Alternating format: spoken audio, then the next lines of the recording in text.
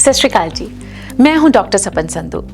हर इंसान की इच्छा होती है कि उसकी औलाद एक अच्छा इंसान बने, पढ़ लिख कर एक अच्छे कंट्री में जाकर एक अच्छा ह्यूमन बीइंग बने। उसकी जो एजुकेशन क्वालिफिकेशन है वो इतनी संपूर्ण हो कि उसे ब्रेड एंड बटर खाने पीने की, कमाई करने की ज़िंदगी में कभी भी कोई दिक्कत ना हो। और अगर हम बात करें तो हमारे जो पेरेंट्स होते हैं, जब कोई भी स्टूडेंट 10th या +2 कर लेता है तो उन्हें फ़िक्र हो जाती है कि अब हायर एजुकेशन के लिए वो कहाँ जाएगा, क्या करेगा। और अगर आप भी जाना चाहते हैं विदेश और ख़ास करके ऑस्ट्रेलिया, क्योंकि अब जो हमारा पैंडेमिक था उसके बाद ऑस्ट्रेलिया ने अपने दरवाजे खोल दिए हैं, तो आज है आपके लिए बहुत अच्छा मौका।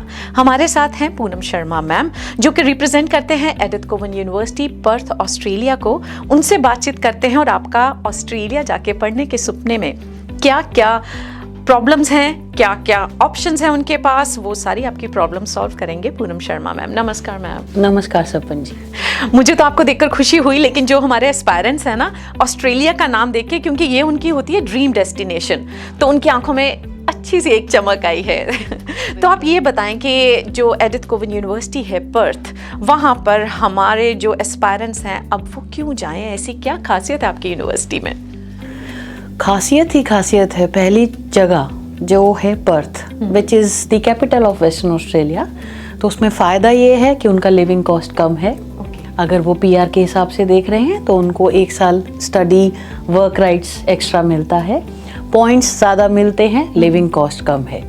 तो ये खासियत है ECU की। प्लस अगर आप ट्यूशन फ़ी देखते हैं वो भी कम है, तो उनको फ़ायदा ही फ़ायदा है अगर वो पर्थ में आते हैं। आपको एडमिशन इजीली मिल रहा है, आपकी कॉस्टिंग कम हो रही है और आपको आगे वर्क राइट्स भी ज़्यादा मिल रहे हैं, और इतनी खूबसूरत जगह।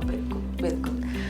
ठीक है। और मैम, ये जो यूनिवर्सिटी है, अगर इसकी बात करें तो इसमें कौन कौन से स्ट्रीम्स के स्टूडेंट्स हैं जो एडमिशन ले सकते हैं? सपन जी, इसमें सारी स्ट्रीम, ऑलमोस्ट सारी स्ट्रीम कवर होती हैं। अगर आप बिजनेस एंड लॉ लेना चाहते हैं, आर्ट्स बैकग्राउंड से आना चाहते हैं, इंजीनियरिंग करना चाहते हैं, कंप्यूटर साइंस करना चाहते हैं, नर्सिंग, एक्टिंग, सारे प्रोग्राम्स आपको मिलेंगे। ये तो बहुत मज़े की बात बताई आपने कि कोई भी स्ट्रीम हो, medical, non medical, arts, commerce, वो सारे यहाँ पे खुली बाहों से वेलकम हैं। अच्छा, इस यूनिवर्सिटी की थोड़ी हिस्ट्री बताएं, आखिर ये कितनी पुरानी है और इसकी जो हम कहते हैं कि क्राइटेरिया या इसकी एक्रीडेशन और इसकी रेटिंग, उसका क्या हिसाब है? बिल्कुल। ये यूनिवर्सिटी, अगर आप जब ये यूनिवर्सिटी बनी तो ये सिर्फ 30 साल पुरानी है, लेकिन अगर आप इसकी रेटिंग देखें तो वो बच्चों के हिसाब से, देखिए ज़्यादातर स्टूडेंट्स पूछते हैं कि इसकी रैंकिंग क्या है, तो एक बात मैं बताना चाहती हूँ कि स्टूडेंट्स को ये ध्यान रखना है कि ऑस्ट्रेलिया की कोई रैंकिंग नहीं होती। अच्छा। उनका कोई रैंकिंग सिस्टम नहीं है, उनका रेटिंग सिस्टम होता है। अब रेटिंग सिस्टम होता है गुड यूनिवर्सिटीज गाइड, QILT। ये ऐसी कंपनीज हैं जो स्टूडेंट्स के पास जाके सर्वे करती हैं। अब वो स्टूडेंट्स वो वाले हैं जो वहाँ पढ़ रहे हैं, जो पढ़ चुके हैं, उनसे सर्वे होती है कि उनको क्या क्या फ़ायदे मिले। तो जब स्टूडेंट्स रेटिंग करते हैं तो हम लास्ट 15 साल से 5 स्टार रेटिंग पे बैठे हुए हैं। जो आप रेटिंग की बात कर रहे हैं, इसका मतलब है कि फर्स्ट हैंड एक्सपीरियंस है, जिन्होंने ऑलरेडी वहाँ से एजुकेशन हासिल की है, जो करंटली वहाँ पे पढ़ रहे हैं, उनसे भला बढ़िया कौन डिसीजन दे सकता है? और फिर भी हमारी 5 स्टार रेटिंग आ रही है। तो इसका मतलब कि जो भी एस्पायरेंट्स हैं, अगर वो ऑस्ट्रेलिया में एडमिशन लेना चाहते हैं तो प्लीज़ जल्दी से जल्दी आप लेट ना हो, जो हमारे नंबर हैं उनसे संपर्क करें और अपना सपना जो है ऑस्ट्रेलिया में जाके पढ़ने का वो साकार करें। अच्छा पूनम मैम, आप ये बताएं कि यहाँ पे अब जो इनटेक्स हैं, वो अपकमिंग इनटेक्स हैं, वो कब से स्टार्ट हो रहे हैं? सपन जी, इसमें साल में 2 बार सेमेस्टर होता है। एक होता है फरवरी, जो अभी खुला हुआ है और बच्चे अप्लाई कर सकते हैं। फरवरी इनटेक मतलब कि अब तो बहुत भाग के इनको करना पड़ेगा, क्योंकि ये तो आने वाला है। बिल्कुल। जिन्होंने 2020 में अपनी क्वालिफिकेशन 12वीं करी है या ग्रेजुएशन करी है, वो फेब के लिए अप्लाई कर सकते हैं। अगर बाय एनी चांस उनका फेब नहीं बन रहा है या बच्चे अभी पढ़ रहे हैं और वो सोच रहे हैं उनका रिजल्ट मई में आएगा, तो वो जुलाई में आ सकते हैं। वो जुलाई सेमेस्टर के लिए अप्लाई। फेब एंड जुलाई। इतनी बढ़िया यूनिवर्सिटी, इतनी तारीफ कर रहे हैं आप, तो इसमें जो फैकल्टी होगी वो भी कोई मामूली नहीं होगी। आप ये बताएं कि आपने उनको माइक्रोस्कोप से चुन चुन के लिया है कि टेलीस्कोप से, कैसे? फैकल्टी के बारे में बताएं। देखिए सपन जी, हीरे की कदर जौहरी ही जानता है। सो हमारे जो प्रोफेसर्स हैं, जो लेक्चरर्स हैं, वो फुल टाइम प्रोफेसर्स लेक्चरर्स नहीं होते हैं। वो इंडस्ट्री में काम कर रहे हैं और वो बच्चों को पढ़ाने आते हैं। उसका फ़ायदा क्या है कि जो इंडस्ट्री में 2 साल बाद रिक्वायरमेंट है या 3 साल बाद रिक्वायरमेंट है, वो बच्चे को वही पढ़ाएंगे। वो 10 साल पुराना सब्जेक्ट उठा के नहीं पढ़ाएंगे कि बच्चे को फ़ायदा ही ना हो। सो हमारा जो टैग लाइन है यूनिवर्सिटी का है वो है वर्ल्ड रेडी। सो जब बच्चा पास आउट होगा उसके पास जॉब्स अवेलेबल हैं। जॉब को बच्चे को नहीं चुनना है, बच्चे को जॉब को चुनना है कि मैं कहाँ काम करूँ। कितनी खूबसूरत बात मैम ने कही कि स्टूडेंट ने, जिन्होंने क्वालिफिकेशन हासिल कर ली है, उन्होंने चुनना है, उनके पास चॉइसेस हैं कि हमें ये चाहिए और हमें ये चाहिए। बहुत खूबसूरत बात है।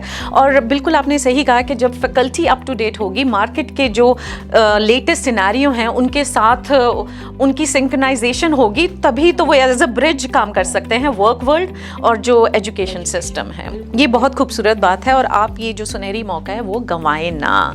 और मैम बात करें एडमिशन्स की, आपने कहा कि कोई भी स्ट्रीम का बच्चा जा सकता है, तो इसकी एंट्री क्राइटेरिया क्या है? एकेडमिक क्वालिफिकेशन कितनी चाहिए और इंग्लिश प्रोफिशिएंसी में हमें आइल्स या पीटी उसका स्कोर कितना हो?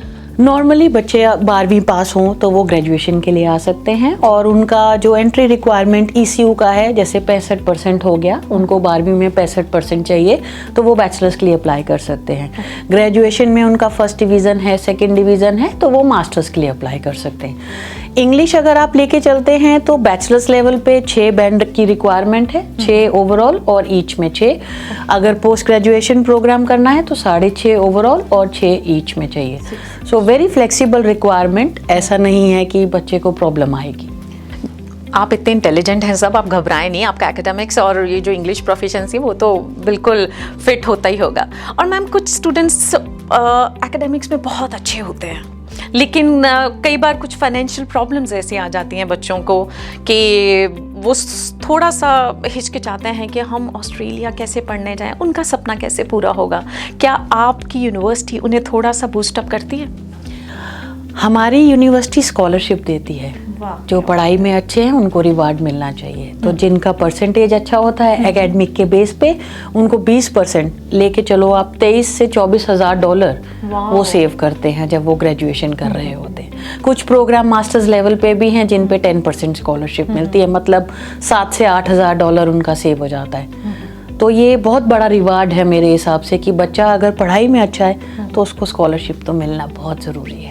बिल्कुल, जो पूनम शर्मा मैम ने कहा कि ये तो सोने पे सुहागा है। और अगर आपका भी सपना है, आप किसी भी स्ट्रीम से हों, arts, medical, non medical, commerce, तो आप बिल्कुल लेट ना हों, जल्दी से जल्दी संपर्क करें और अपना सपना एडिथ कोवन यूनिवर्सिटी पर्थ में पढ़ने का जो है वो पूरा करें। Thank you so much ma'am, आपने हमारे जो एस्पायरेंट्स हैं उनको इतना इनकरेज किया है कि अब बिल्कुल लेट नहीं होना। जल्दी। शुक्रिया आपका बहुत बहुत धन्यवाद।